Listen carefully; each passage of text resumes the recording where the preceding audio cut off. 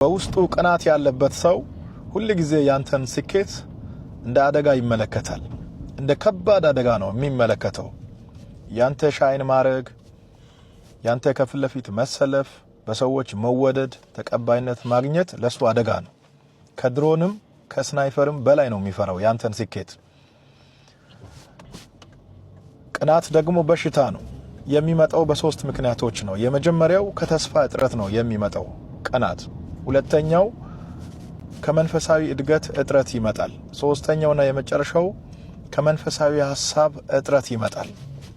ተስፋ የሌለው ሰው፣ በመንፈሳዊ ነገር ያላደገ ሰው እና መንፈሳዊ ሐሳብ ጭንቅላቱ ውስጥ የሌለ ሰው ሁሉ ጊዜ ቅናተኛ ይሆናል። መውጣትን መግባትን በህይወት መኖር ለሱ ከባድ አደጋ ነው። ተስፋ ያለው ሰው አይቀናም። በመንፈሳዊ ነገር ያደገ ሰው አይቀናም።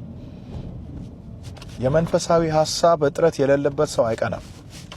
እና በቅናት መንፈስ ለተጠቁ ሰዎች መጸለይ አለብን። ነፃ ሊወጡ ይገባል። በሽታ ስለሆነ ለነሱም አንዳንድ ማዘን አለብን። እንጸልይላቸው፣ ነፃ ይውጡ። ከጀርባቸው የሚሰራ መንፈስ በጌታ ሱንታን የተወጋ ግዶ ብለናል።